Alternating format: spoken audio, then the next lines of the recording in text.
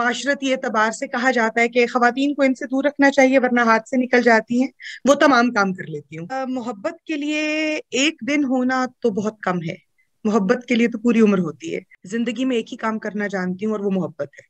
میں نے لوگوں سے صرف محبت کی ہے، اس لیے یہی جذبہ ہے جس سے میں شناسا ہوں۔ لیکن کون سا ایسا کردار ہے جس سے تم جڑنا چاہتے ہو؟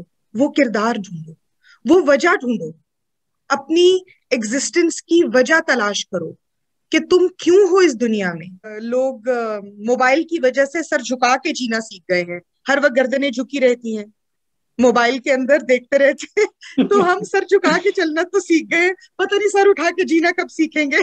میں آج کل بلے شاہ کو پڑھ رہی ہوں، اور میں اپنے ناظرین کو بھی یہی کہوں گی کہ اگر عشق سیکھنا ہے تو بلے سے سیکھو۔ مفتی کوی جیسے لوگوں کو دیکھتے ہیں تو لگتا ہے کہ ان کا تو ہر دن ہی ویلنٹائنس ڈے ہے اور وہ اس کو سیلیبریٹ کر رہے ہیں، تو یہ کیا تضاد ہے؟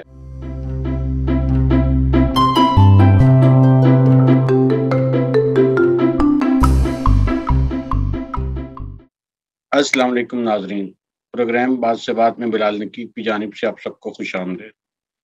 آج ویلنٹائنس ڈے کے موقع پر خصوصی پروگرام ناظرین کے لیے پیش خدمت ہے۔ ہمارے ساتھ مہمان ہیں محترمہ زینب ڈار صاحبہ۔ آپ زیبش یونیورسٹی میں آرٹ اور میوزک کے شعبے میں بحیثیت استاد اپنے فرائض انجام دے رہی ہیں۔ السلام علیکم زینب، کیا حال چال ہیں آپ کے؟ وعلیکم السلام، الحمدللہ بالکل سب خیریت ہے، آپ کہیے۔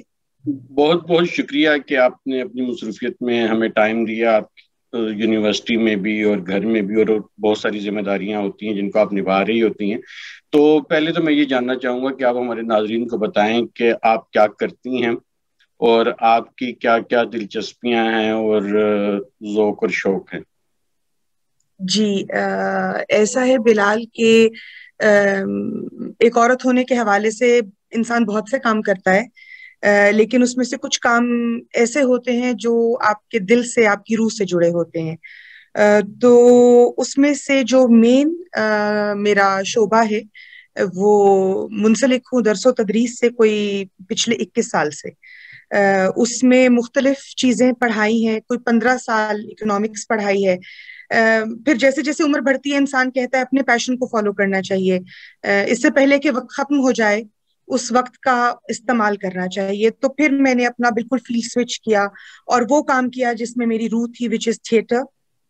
اور اس وقت جو ہے پچھلے کئی سالوں سے میں اس شعبے سے منسلک ہوں، تھیٹر ہی پڑھاتی ہوں، تھیٹر ہی کرتی ہوں، تھیٹر ایکٹیوسٹ ہوں۔ ایسے مدعوں کے اوپر ہم کام کرتے ہیں جن کے بارے میں کہ بات کرتے ہوئے لوگ کچھ گھبراتے ہیں، مائنورٹیز کے بارے میں، سوشل ایشوز کے بارے میں، اور اس کے ساتھ ساتھ تھوڑا بہت موسیقی اور کبھی کبھی کچھ لکھ لیتی ہوں۔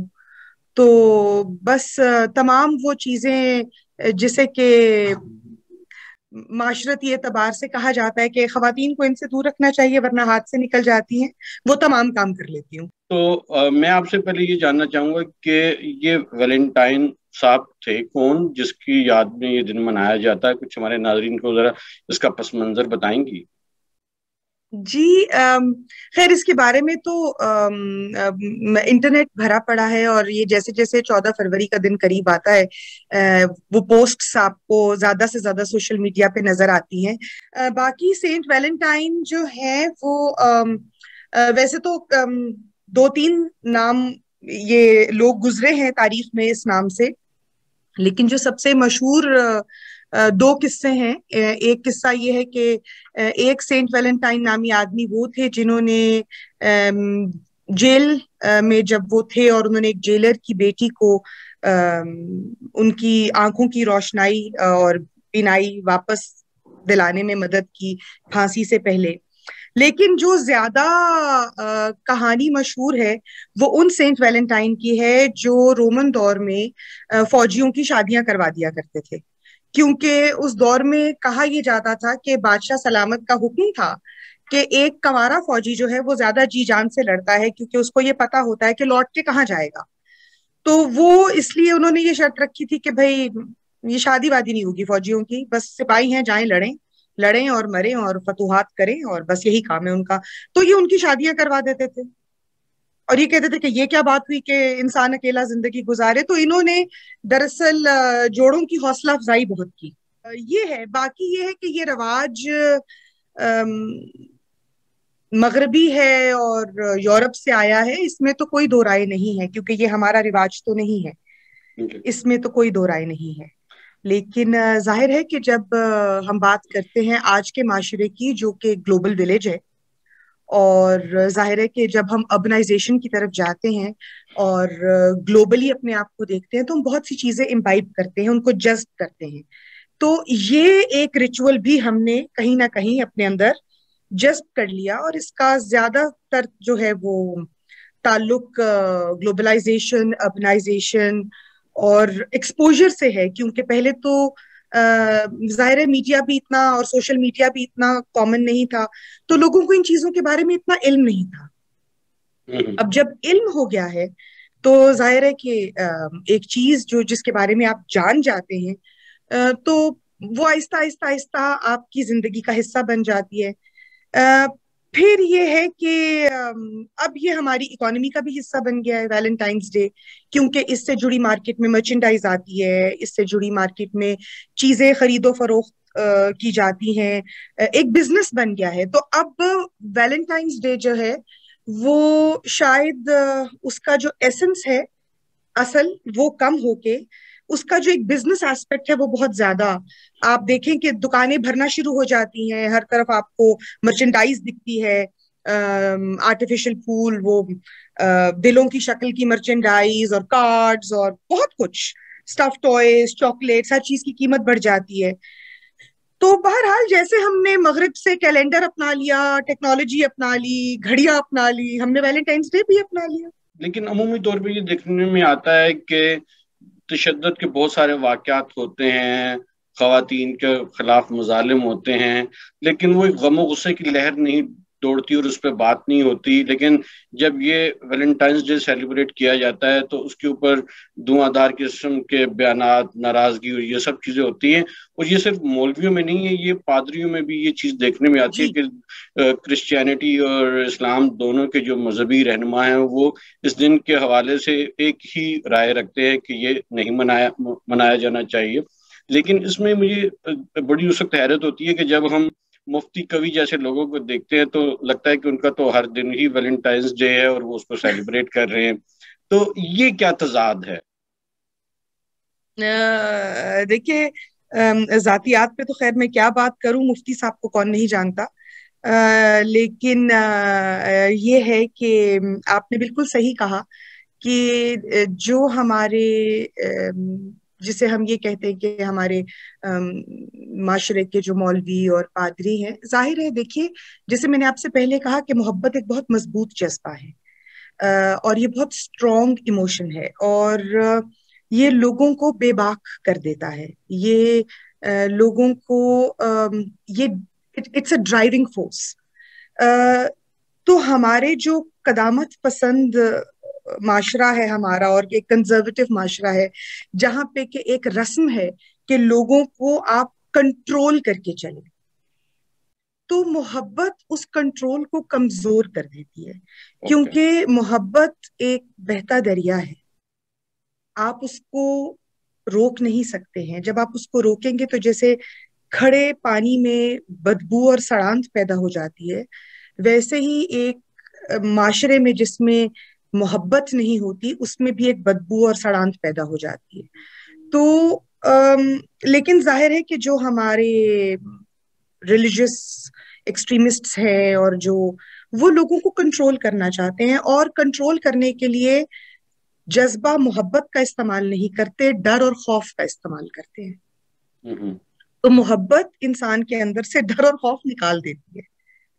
تو اس لیے وہ اس کے خلاف ہیں بہت زیادہ، کیونکہ جو بے باکی اور جو بہادری اور جو ایک فطور محبت دیتی ہے آپ کو، وہ آپ کو کوئی نہیں دے سکتا. اور جو انسان محبت میں مبتلا ہے وہ کسی کے کنٹرول میں نہیں ہوتا، وہ صرف محبت کے کنٹرول میں ہوتا ہے.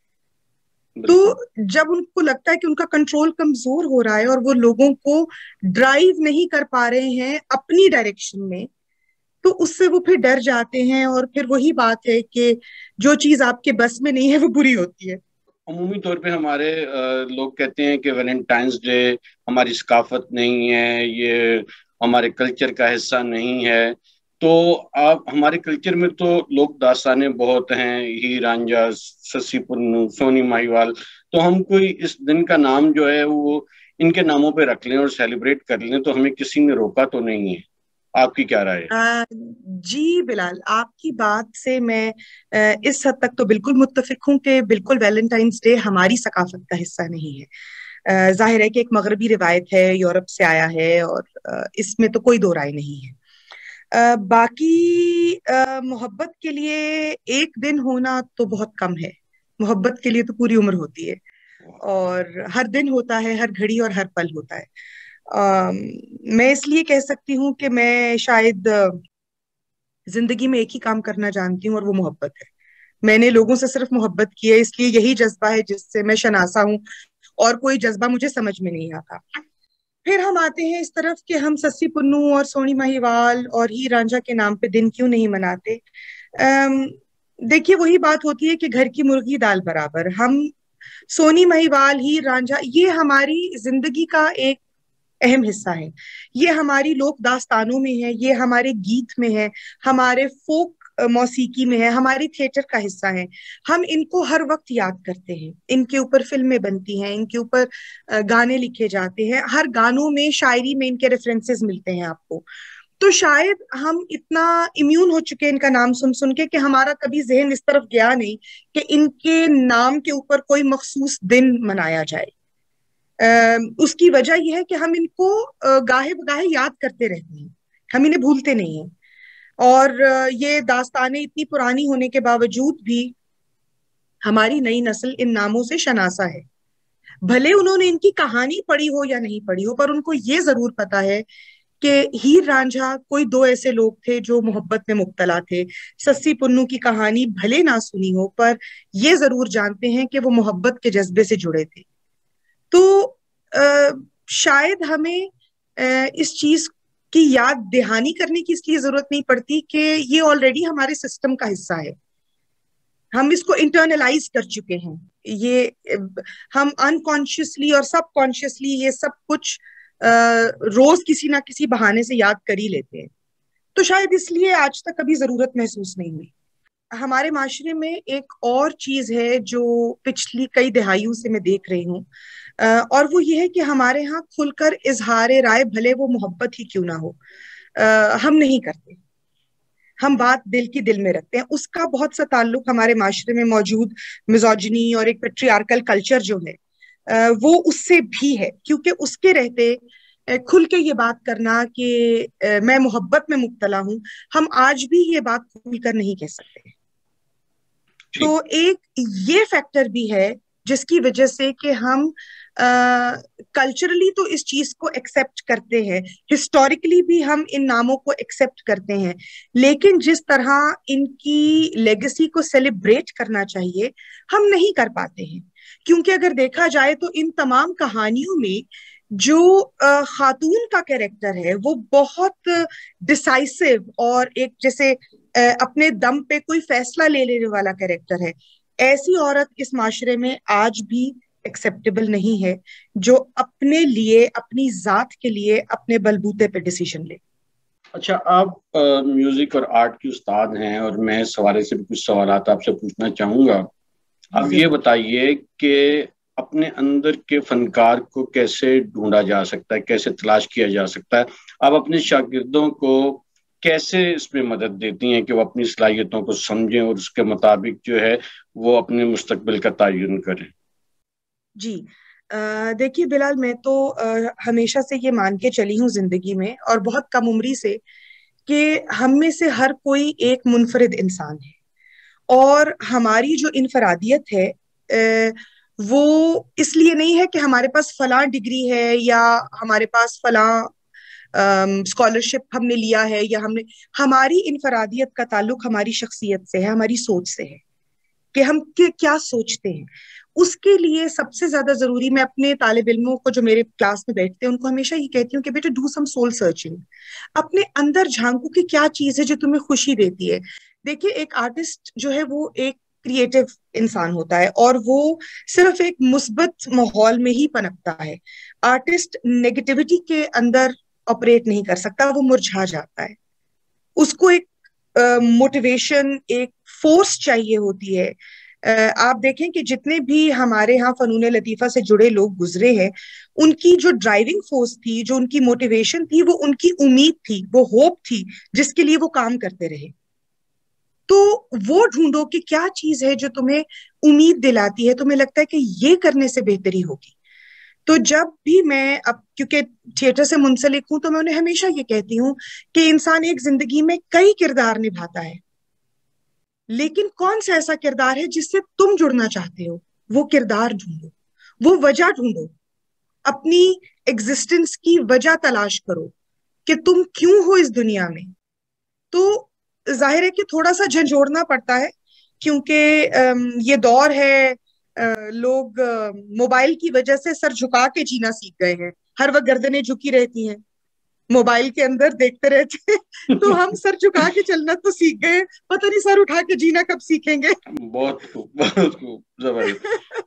اچھا یہ بتائیے کہ آپ دیکھتی ہیں کہ پاکستان میں ایک بہت ہی دباؤ کی کیفیت ہوتی ہے، اور اکثر کبھی ضیاء الحق کے دور میں دوپٹہ پالیسی آ جاتی ہے، کبھی فلمیں بند ہو جاتی ہیں، پھر کبھی فلموں کے لیے ضابطہ اخلاق بنا دیا جاتا ہے. تو اس طرح کے ماحول میں کام کرنا اور یہ تعلیم حاصل کرنا، اس کے مواقع بھی کم ہوتے جا رہے ہیں. تو اس وقت آپ کا ادارہ کون سے کورسز آفر کر رہا ہے آرٹس اور میوزک کے حوالے سے، اور پاکستان میں اور کون سی اپرچونیٹیز ہیں کہ جس سے جو نئی جنریشن ہے وہ فائدہ حاصل کر سکتی؟ جی ویسے تو جو کچھ میں پڑھاتی ہوں، کیونکہ آپ سے میں پہلے بھی عرض کر چکی ہوں کہ میں زیبسٹ اسلام آباد سے منسلک ہوں ایز اے وزٹنگ فیکلٹی. میرا جو ایریا ہے وہ آتا ہے میڈیا سائنس کے اندر، جو تھیٹر اور میوزک اور پرفارمنگ آرٹس ہے. فی الحال میڈیا جو ہے وہ کئی یونیورسٹیز میں پڑھایا جا رہا ہے، لیکن جس طرح ہم اپنے ہاں لے کے چلتے ہیں کہ ہم ایکٹیولی تھیٹر بھی کراتے ہیں، ہم ایکٹیولی میوزک پرفارمنسز بھی کراتے ہیں، اور اس کے علاوہ ہم تھوڑا سا بچوں کو پلے رائٹنگ اور اسکرپٹ رائٹنگ اور یہ والے کورسز بھی آفر کرتے ہیں. تو میرا خیال ہے جتنا واسٹ اس وقت یہ فیلڈ ہماری یونیورسٹی میں ہے. اس کے علاوہ ظاہر ہے کہ NCA اور کراچی میں بہت ادارے ہیں، لیکن وہ اسپیسیفکلی پرفارمنگ آرٹس کے ادارے ہیں. میں ان یونیورسٹیز کی بات کر رہی ہوں کہ جو بزنس بھی پڑھا رہے ہیں، سوشل سائنسز بھی پڑھا رہے ہیں اور میڈیا بھی پڑھا رہے ہیں. تو یہ کورسز ہم آفر کرتے ہیں، اور بچے دلچسپی کا اظہار بہت زیادہ کرتے ہیں، اسپیشلی تھیٹر کے حوالے سے، کیونکہ بہت اسٹرانگ میڈیم ہے اور اس میں ایکسپریشن کی گنجائش بہت زیادہ ہے. باقی ہے کہ جو آپ نے بات کی کہ آرٹسٹ کے لیے حکومتی پالیسیوں کے ساتھ مینج کرنا، دیکھیں اس میں کوئی شک نہیں ہے کہ مشکلات ہیں، اور ہم جیسے لوگ جو سیلف ٹاٹ ہے، کیونکہ ہمارے زمانے میں تو خیر اب بھی بہت سے لوگ اس فیلڈ کو کوئی بہت عزت کی نظر سے تو نہیں دیکھتے. Being a female artist I know کہ لوگوں کی نظریں کیسی ہوتی ہیں، اور اس کے لیے آپ کو جو انہیرنٹ ایک اسٹرینتھ چاہیے ہوتی ہے ان سے لڑنے کے لیے اور اب چیر کے اپنا راستہ آگے بڑھا، وہ بہت ظاہر ہے کہ آپ کو اندر سے مضبوط انسان چاہیے ہوتا ہے وہ یہ سب فیس کرنے کے لیے. ابھی صرف یہ ہے کہ جو ڈفرنس مجھے فیل ہوتا ہے بلال، وہ یہ ہے کہ اس جنریشن کے لیے شاید ہماری جنریشن نے بہت راستہ کچھ کھول دیا ہے، تو اگر یہ چاہیں تو اس فیلڈ کو بہت آگے لے جا سکتے ہیں، بشرطے کہ یہ اس کو ٹھیک سے استعمال کریں. ظاہر ہے کہ اظہار رائے بہت اہم ہے کسی بھی معاشرے کے لیے، لیکن ہمارے ہاں تھوڑا کیلکولیٹڈ سٹیپس لینے پڑتے ہیں، کیونکہ این وقت کے اوپر وہ آپ کو ہال دینے سے منع کر دیتے ہیں، آپ کنٹروورشل ٹاپک پہ کام کر رہے ہیں، ہم آپ کو جگہ نہیں دے سکتے، آپ فلاں ٹاپک پہ بات کیوں نہیں کرتے. آپ کو ایک لسٹ دے دی جاتی ہے کہ اگر یہ آپ کر رہے ہیں تو آپ کے لیے ہال اویلیبل ہے، چھچورپن کے لیے ہم آپ کو بالکل ہال دے دیں گے، لیکن اگر آپ کوئی حق کی بات کرنا چاہتے ہیں تو اس کے لیے پھر ہمیں ذرا سوچنا پڑے گا کہ آپ کتنی شوگر کوٹڈ پل ہمیں دے رہے ہیں بالکل تو ظاہر ہے یہ مسائل تو ہیں اور یہ رہیں گے، اور یہ تب تک رہیں گے جب تک ہم اس چیز کو ایکسپٹ نہیں کر لیتے کہ معاشرہ انسانوں سے بنتا ہے، اور انسان کے پاس ایک چیز ہوتی ہے جسے کہتے ہیں شعور. تو جب تک ہم اس کو ایکسپٹ نہیں کریں گے، انسان ہے، پپٹس نہیں ہے، کٹ پتلیاں نہیں ہیں، تو جب تک ہم انسانوں کو انسانوں کی طرح لے کر نہیں چلیں گے، معاشرہ آگے کیسے بڑھے گا؟ بالکل. اچھا، آپ کتھک ڈانس کی تربیت بھی دیتی ہیں. یہ ڈانس مجھے باقی ڈانس سے تو کافی مختلف لگتا ہے، اور یہ کچھ لگتا ہے کہ ہم رقص کے ذریعے کچھ اسٹوری ٹیلنگ کرتے ہیں. مجھے آپ یہ بتائیے کہ یہ فلسفی کیا ہے اس ڈانس کی؟ جی، کتھک جو ہے وہ بہت ہی خوبصورت اور رومانوی ڈانس فارم ہے، اور اس کی ایک شاخ ہوتی ہے جسے ہم کتھاکلی کہتے ہیں، جس میں کہ جو آپ نے کہا کہ ہم سٹوری ٹیلنگ کرتے ہیں. اور یہ بہت ضروری ہے کہ انسان، میں یہ نہیں کہتی کہ انسان کتھک سیکھے، لیکن کوئی نہ کوئی ڈانس فارم سیکھنا ہر انسان کے لیے بہت ضروری ہے. اس کی چند وجوہات ہیں. جو سب سے اہم وجہ ہے وہ یہ ہے کہ اٹ ٹیچز یو ڈسپلن. ایک آپ نے دیکھا ہوگا کہ آج کل کے نوجوان بہت ڈھیلے ڈھالے، لٹکے ہوئے، کمر جھکی ہوئی کراؤچ کرتے ہیں، کاندھے اندر کی طرف کو جھکے ہیں، ہاتھ ڈھیلے ہیں، چال بھی بس بمشکل چلتے ہیں، اپنے آپ کو گھسیٹ گھسیٹ کے. یہ چیزیں آپ کی ڈانس بالکل ٹھیک کر دیتا ہے. ایک پوسچر، ایک آپ کی اسٹرینتھ، آپ کی چال ڈھال، آپ کے ایکسپریشن، آپ کس طرح اپنی بات کو دوسرے تک پہنچا پاتے ہیں، یہ سب چیزوں کے لیے ڈانس بہت ضروری ہے. میں ہر فورم پہ کہتی ہوں کہ اسکول لیول کے اوپر کوئی نہ کوئی ڈانس فارم بچوں کو ضرور سکھانا چاہیے، تاکہ انہیں بیٹھنا آئے، اٹھنا آئے، اپنے آپ کو ایکسپریس کرنا آئے. آپ دیکھیں کہ سپاٹ آنکھیں ہوتی ہیں بچوں کی، جب وہ بات کرتے ہیں ان کے لہجے میں کوئی ایکسپریشن نہیں ہوتا. وہ ایکسپریشن کہاں سے آئے گا؟ وہ اسکرین دیکھ کے تو ایکسپریشن نہیں آتا ہے بلال. آپ دیکھیں کہ آج کل کے بچے ایک دوسرے کو ٹیکسٹ کرنے میں زیادہ کمفرٹیبل ہیں بنسبت منہ در منہ بات کرنے کے. بالکل. آئی کانٹیکٹ نہیں کر سکتے، آنکھ ملا کر بات نہیں کر سکتے. اس کی کیا وجہ ہے؟ کیونکہ ایکسپریشن کبھی کیا ہی نہیں، بات کبھی کی.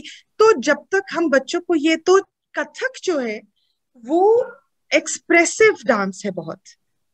آپ اس کے اندر محبت، غصہ، جدائی، ہر چیز، یہاں تک کہ بناؤ سنگھار کرنے کا طریقہ بھی آپ ڈانس کے اندر درشا سکتے ہیں. تو جب میں یہ سکھاتی ہوں لوگوں کو تو میں انہیں ہمیشہ یہ کہتی ہوں کہ دیکھیے، ہمارا جو پورا جسم ہے اس میں کئی جوائنٹس اور کئی مسلز ہیں، اور وہ سب ہمیں استعمال کرنے ہیں. تو آنکھوں کے مسل سے لے کے ٹانگوں کے، بازوؤں کے مسل، کمر کے مسلز، اس کے علاوہ آپ کے جوائنٹس، ہر چیز انوالو ہوتی ہے. تو یہ جو ہم جاتے ہیں زمبا کرنے، اور یہ جو ہم جاتے ہیں ویٹ لفٹنگ کرنے اور جمز جاتے ہیں، جس سے کہ ضرور یقیناً کوئی فائدہ ہوتا ہوگا، لیکن روح کو تسکین تو نہیں ملتی. بالکل. روح کو تسکین آپ کو، جب ہم، جیسے ہم کہتے ہیں نا، کتھک کے جو چکر ہوتے ہیں، جو چکر ہوتا ہے، the whole universe revolves in that چکر. جو دنیا خود ایک چکر میں، گولائی میں گھوم رہی ہے. تو it connects you to the whole universe. تو یہ جو ڈانس فارمز ہوتی ہیں وہ تو بہت، میرے نزدیک بہت صوفیانہ کام ہے. لوگ ڈس ایگری کر سکتے ہیں، مجھے کوئی دقت نہیں ہے. It's supposedly a free country and supposedly you can disagree. تو لیکن میرے نزدیک تو یہ ایک بہت صوفیانہ کام ہے، اور جتنا قریب یہ آپ کو خدا کے لے جاتا ہے، شاید ہی کوئی اور فارم لے کے جاتی ہو. بہت. آپ یہ بتائیے کہ کیا رجحان ہے یہاں پہ اسلام آباد میں، زیبس میں کتنے اسٹوڈنٹس ہیں آپ کے پاس جو کتھک ڈانس سیکھنا چاہتے ہیں، اور اس میں لڑکے اور لڑکیوں کی تعداد کتنی ہے؟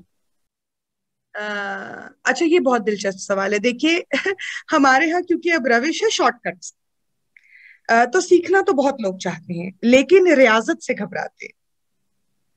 بس انہیں ایسے لگتا ہے کہ اب ہم ڈانس سیکھنے آئے نا تو 3 مہینے میں بس ہمیں تیار کر کے بس ہم نکل جائیں.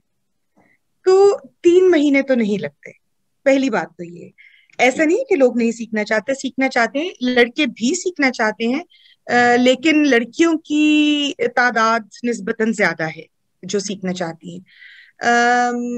لڑکے بھی سیکھنا چاہتے ہیں لیکن بس پھر وہی بات ہو جاتی ہے کہ اس چیز کے لیے ایک عمر دینی پڑتی ہے، بہت سا وقت دینا پڑتا ہے، کیونکہ آپ اس طرح نہیں سیکھ سکتے کہ آپ آئے اور جیسے 1 گھنٹے کی زمبا کلاس ہوئی اور نکل گئی. یہ زمبا کلاس نہیں ہے.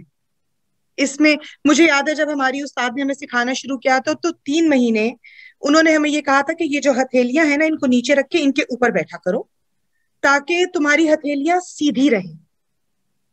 تو اب آپ مجھے بتائیں کہ کون بچے ہیں جو اس طرح میری طرح کے پاگل ہوں گے جو 3 مہینے ایسے ہی بیٹھے رہے کہ اپنے ہاتھ نیچے رکھ کے اس کے اوپر بیٹھ گئے کہ ہتھیلیاں سیدھی ہو جائے.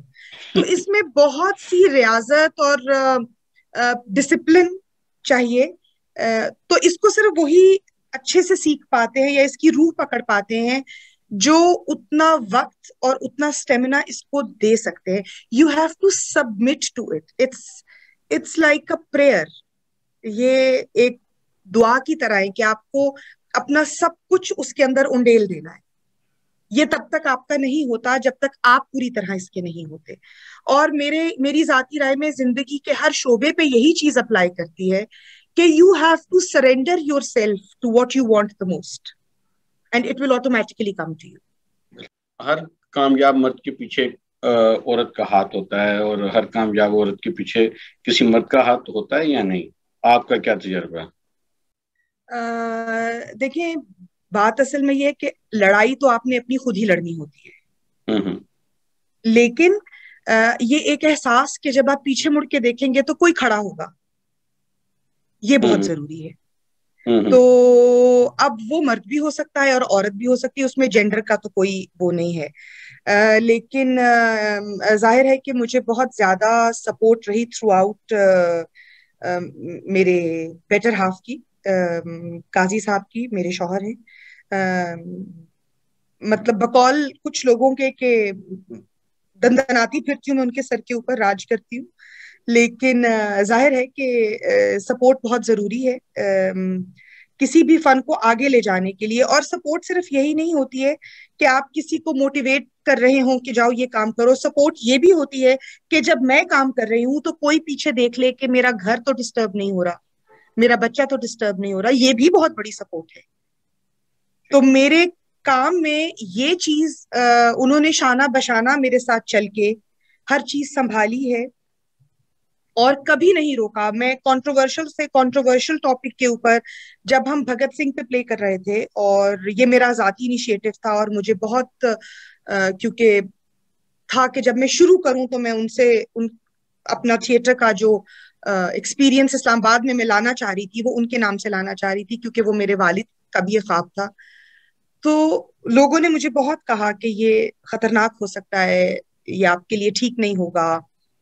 اشارے بھی آئے، بہت سے پیغامات بھی آئے، لیکن عثمان نے کہا کہ اگر آپ if you believe in this you should do it, I'm with you. تو یہ سپورٹ بہت، کسی کا صرف یہ کہہ دینا بلال آپ کا حوصلہ 10 گنا کر دیتا ہے. میں چاہوں گا کہ اگر عثمان صاحب ہمیں اس پروگرام میں جوائن کر سکیں اور آج کے دن کی مناسبت سے وہ کچھ رومانوی پوئٹری سنائیں آپ کے لیے اور ہمارے ناظرین کے لیے، کیا یہ ممکن ہے؟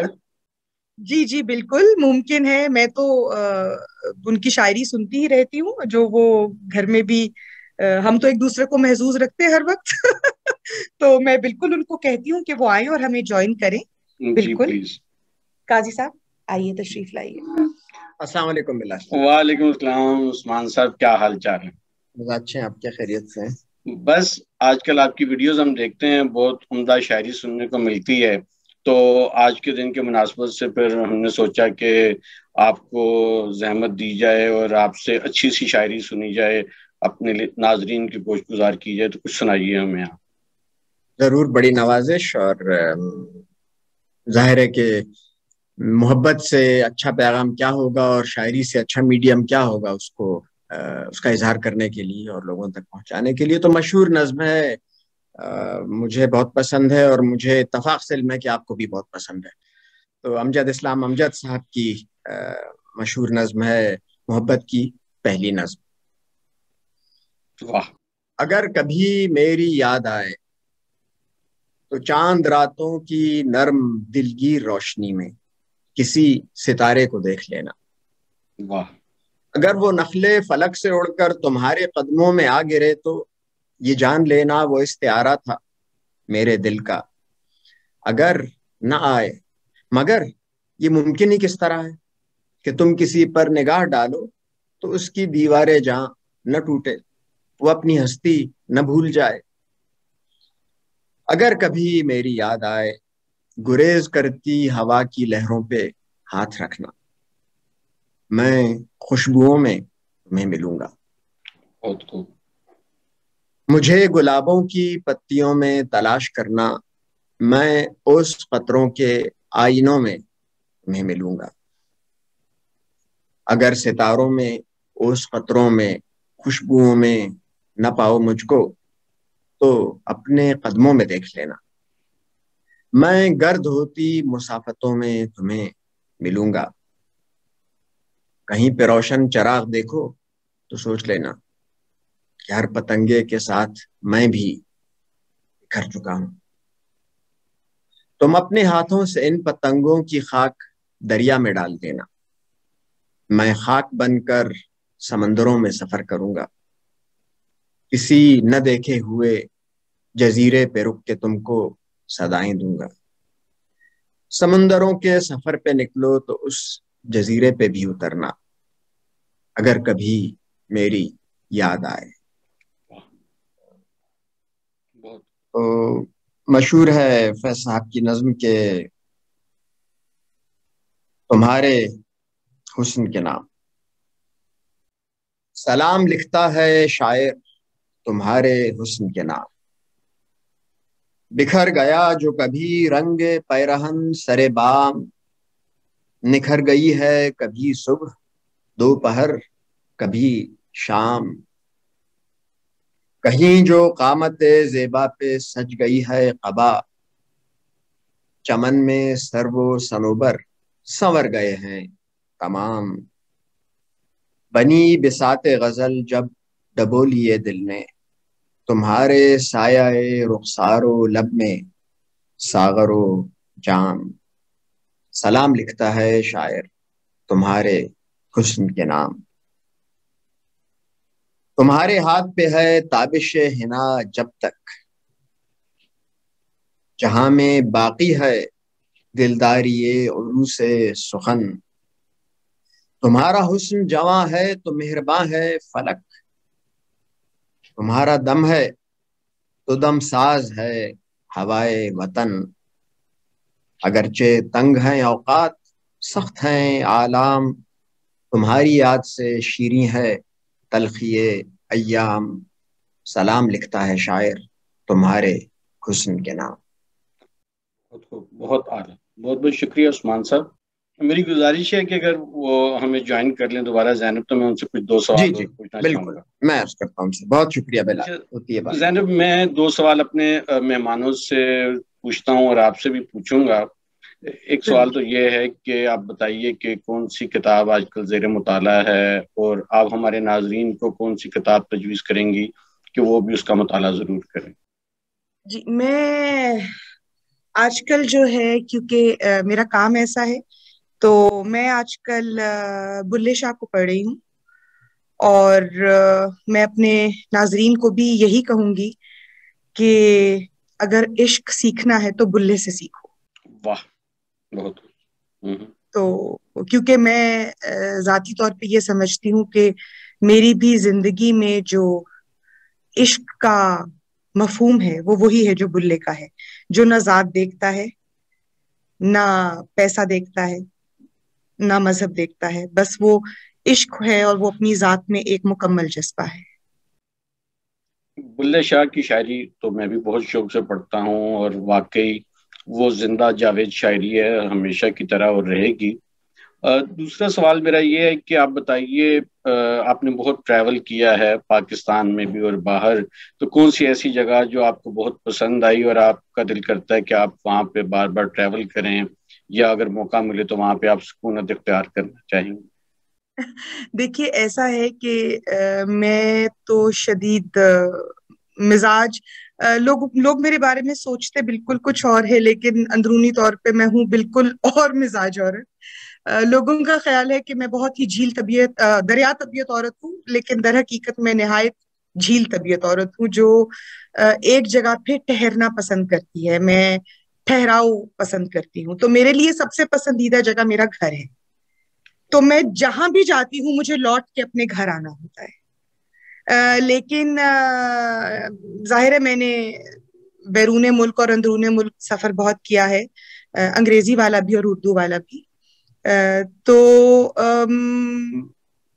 جو نشہ اپنے ملک میں پھرنے کا ہے، اور جو اپنے ملک کے انڈیجنس لوگوں کے ساتھ بیٹھ کے چیزیں شیئر کرنے کا، جذبات بانٹنے کا، سمیٹنے کا، وہ کہیں اور نہیں ہے۔ تو اگر مجھے کہیں سکونت اختیار کرنی پڑی تو وہ اسی مٹی میں ہوگی۔ میں اسی مٹی کی عورت ہوں اور میں اسی مٹی میں رہنا پسند کروں گی۔ ورنہ آپ جانتے ہیں کہ قاضی صاحب پوری دنیا میں گھومتے ہیں، اور کئی جگہ ہمیں آفر ہوتا ہے کہ آپ فیملی اسٹیشن ہے، آپ آ جائیے۔ جاتی ہوں پر دل نہیں لگتا، دل یہی لگتا ہے اسی مٹی میں۔ یہی مٹی، اس کی ثقافت، یہی میری جڑیں ہیں، اور یہی مجھے رہنے میں سکون ہے۔ یہ وہ درخت ہے جو اسی مٹی میں پھلے پھولے گا، کہیں اور لے جا کے لگا دیں گے تو شاید مرجھا جائے۔ زینب، میں اپنے ناظرین کی جانب سے آپ کا شکریہ ادا کرتا ہوں کہ آپ ہمارے پروگرام میں آئیں۔ آپ کا بہت شکریہ بلال، آپ نے یہ مجھے، I am humbled, I am honoured, اور آپ، بہت مجھے خوشی ہوئی آپ سے گفتگو کر کے، اور انشاءاللہ دوبارہ کبھی موقع ملا تو پھر کریں گے یہ گفتگو۔ جی، بہت بہت شکریہ۔